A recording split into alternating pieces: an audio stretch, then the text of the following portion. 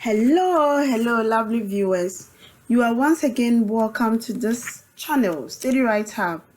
I am very excited to meet you on our channel today because I'm here to discuss with you one of the most popular economic concepts. This is popular because it is common among all people and it is a common language of our politicians.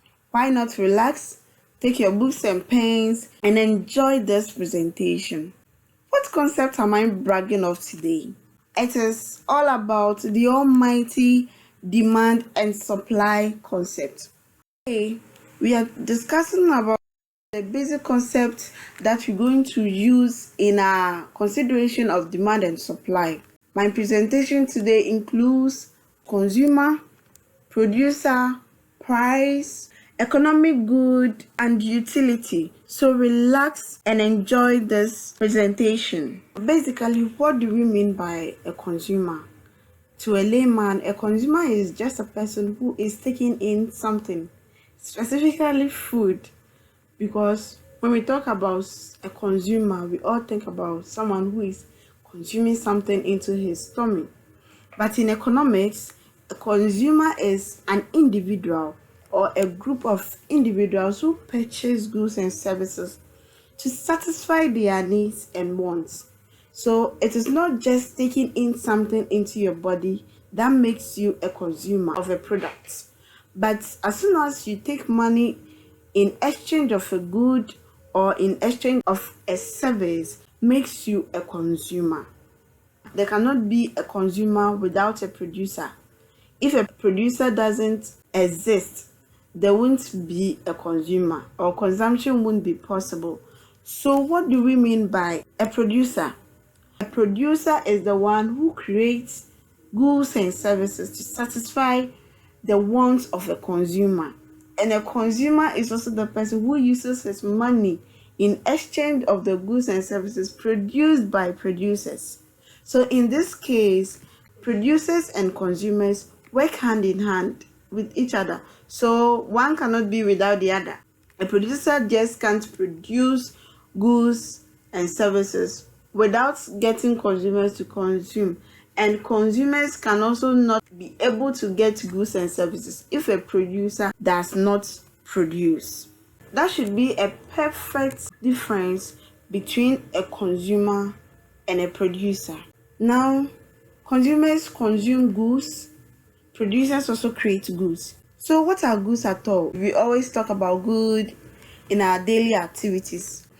A good is any tangible or intangible item that a person values. So anything that we value is a good. A good can either be tangible or intangible. A tangible good is actually the object that we can see, taste, touch, and have a feel of. Example of such a good is a laptop, pen, television, the food we eat, fan, bag. You can think of anything you can see and feel and taste and touch. So anything in your surrounding that you can see and feel and touch are all tangible goods. And intangible goods are the objects or the things that cannot be seen or touched and felt.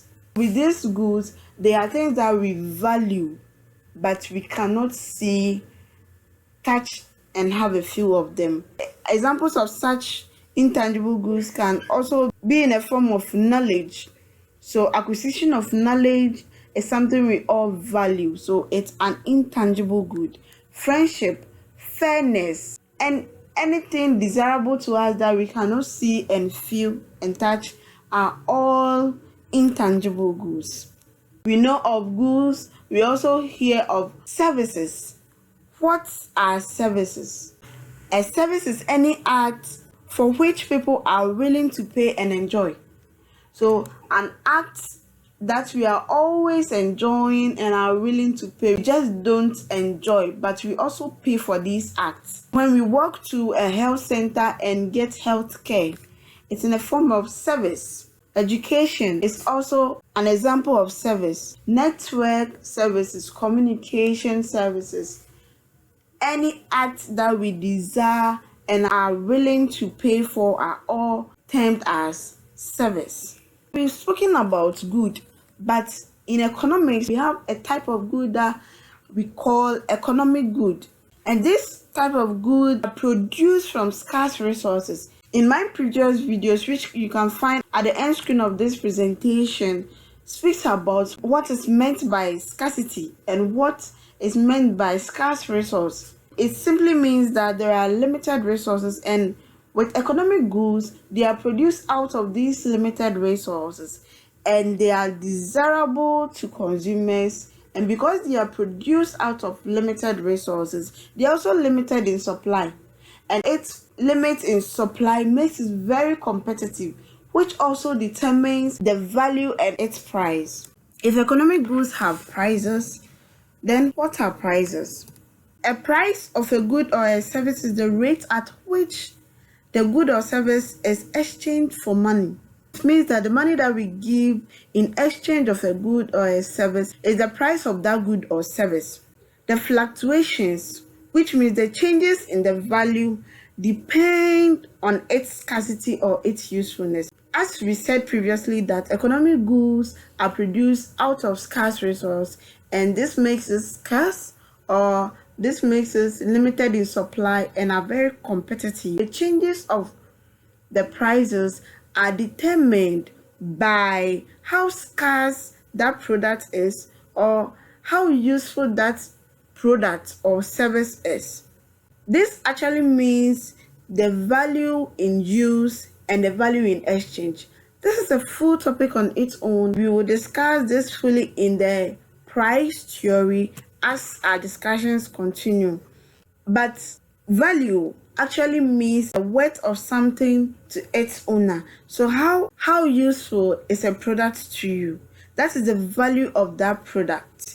And you exchange money for its usefulness or for its worth. Therefore, prices are the money that we pay for the worth of a good or a service. We shall treat price theory separately in our sections to come. Yes, every consumer has utility. I don't mean the utility bills you are paying at home, but in economics, utility is a satisfaction a consumer derives after consuming a good or a service. So every consumer expects to have a certain level of satisfaction for getting a product or a service. And that satisfaction is termed as utility. There is also a marginal utility, which means the satisfaction a consumer gains after consuming an additional unit of a good or a service, an additional unit of that same product. As we add up more of that product, we get satisfaction from those additional units, while we always gain satisfaction from consuming a product or a service. Why that utility decreases instead of increasing? Simply, the law of diminishing marginal utility states that the satisfaction a consumer gains from consuming additional units of a good decreases as one increases its consumption. So let's come to the typical layman consumption. Let's use food to make everything clear in this discussion. So let's say I buy a loaf of bread this morning to take with my tea, and I consume all the loaf, and I feel like, why not get more? Because the bread is good, so why not get more and eat? Let's say I am halfway full and I still feel like taking in more of the bread because the bread tastes nice. But compare the satisfaction that I had from my first loaf of bread to the satisfaction that I will get from my second loaf of bread. Because I'm almost full, the satisfaction that I'll get from my second loaf of bread wouldn't be as much as what I had from my first loaf of bread. And this is what the diminishing marginal utility states, that as I consume more of the bread, the satisfaction that I had previously will be more than the new one, because I'm almost getting full. And it will get to a point that I won't even have a few to eat again. because I'm full, and that is where my utility gets to zero. And it can even get to negative when I don't put anything into consideration and I still want to consume more. And there is definitely going to get to a point that I'll bring some out, if I may say. So that is the law of diminishing marginal utility.